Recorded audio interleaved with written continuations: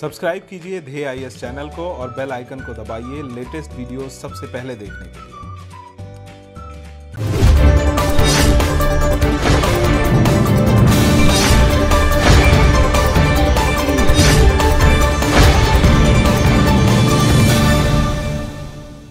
देश में लॉकडाउन का दौर है। कोरोना की वजह से लोगों को घर से बाहर न निकलने की सख्त हिदायत दी गई है।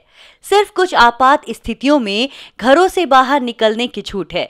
लेकिन तमिलनाडु के मुदवरपट्टी गांव में हजारों लोगों का जमावड़ा लग गया। वजह थी किसी का अंतिम संस्कार। जानकर ताजुब होगा कि यह अंतिम संस्कार किसी इंसान का नहीं था, बल्कि एक जल्लीकट्टू सांड का था। घटना के मद्देनजर जिला प्रशासन ने जांच के आदेश दिए हैं। 15 अप्रैल को सांड के अंतिम संस्कार में आपको बता दें ये सभी लोग शामिल हुए थे और इन लोगों के खिलाफ FIR दर्ज की गई है। इसके तहत तकरीबन 3000 लोगों को नामजद किया गया है। अब इन लोगों को फोटो और वीडियो के आधार पर पकड़ने की कवायद जारी है। तमिलनाडु की बात करें तो ये भारत के सबसे ज्यादा कोरोना प्रभावित राज्यों में से एक है। राज्य में अभी तक कोरोना के 1242 केस देखे गए हैं। ये गिनती बढ़ती ही जा रही है। हालांकि राहत की बात यह है कि इनमें से तकरीबन 118 लोग स्वस्थ होकर घर जा चुके हैं। राज्य में अब तक 14 लोगों की मौत हो गई है। पूरे देश की बात करें तो अब तक भारत में कोरोना वायरस से संक्रमित लोगों की संख्या 12,000 के पार पहुंच चुकी है और तकरीबन 400 से ज्यादा लोग मौत के मुंह में जा चुके हैं। अब सवाल ये उठता है कि आखिर इतने लोग इसमें क्यों जमा हुए और क्या है ये जल्लीकट्टू। इन्हीं सारे सवालों के जवाब जानने की कोशिश करेंगे आज के इस DNS में। जल्लीकट्टू तमिलनाडु का पारंपरिक और काफी पुराना खेल है।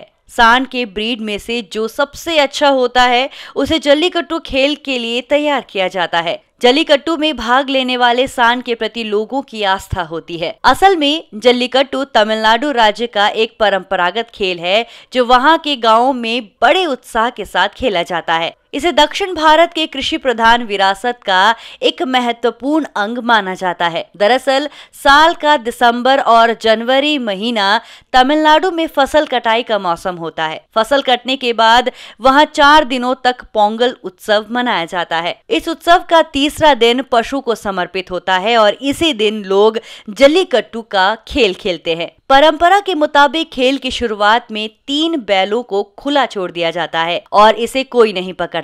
ये तीनों बैल उस गांव के सबसे बूढ़े बैल होते हैं जिन्हें गांव की शान समझा जाता है। इन तीनों बैलों के जाने के बाद जल्लीकट्टू खेल का आगाज होता है। इस खेल के तहत गांव के ताकतवर और मजबूत बैलों के सींग में सिक्कों से भरी थैली बांधी जाती है और उस बैल को लोगों की भीड़ में खुला छोड़ दिया जाता है। फिर लोग उस सिक्के की थैली को प्राप्त करने के लिए बैल को काबू में करने का प्रयास करते हैं। इस प्रयास में कई लोग न सिर्फ घायल होते हैं बल्कि अनहोनी की स्थिति में जान जाने की आशंका भी बनी रहती है। हर साल अनहोनी की 1-2 घटनाएं होती भी हैं।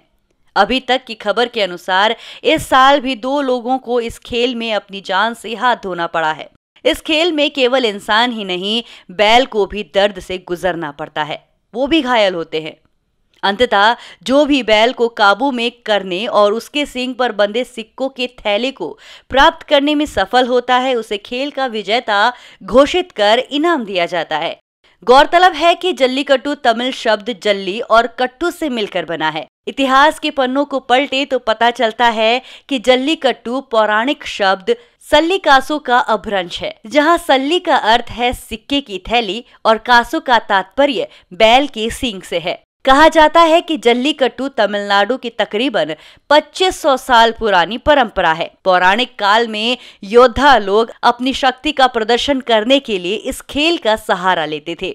इस खेल के माध्यम से कुंवारी कन्याएं अपने वर का चुनाव करती थी। ये सब उस स्वयंवर की तरह ही होता था जिसमें किसी खास लड़की से शादी करने के लिए इच्छुक युवकों को ताकतवर बैल को काबू में करने की चुनौती मिलती थी और जो उसे काबू में कर लेता था उसे ही उस लड़की को अपना वर चुनना होता था।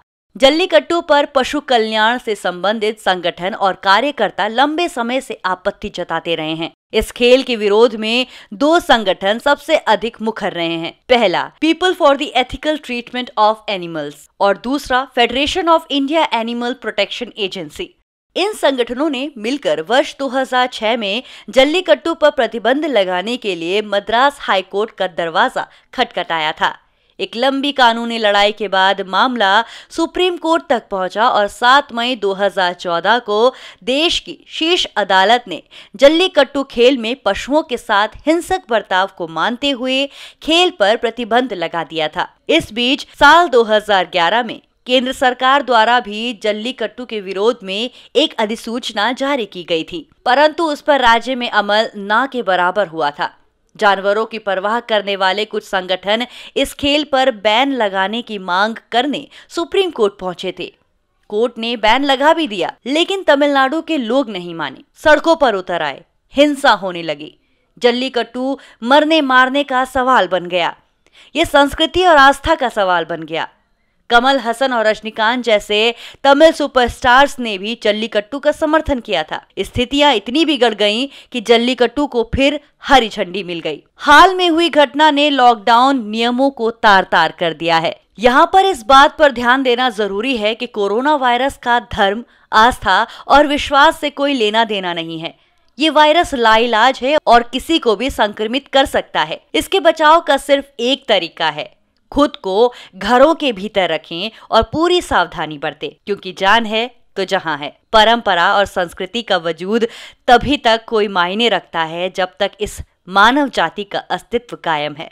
बिना मानव जीवन के इन सभी के कोई मायने नहीं। इसीलिए कोरोना को हराना है तो लॉकडाउन के नियमों का पालन जरूरी है।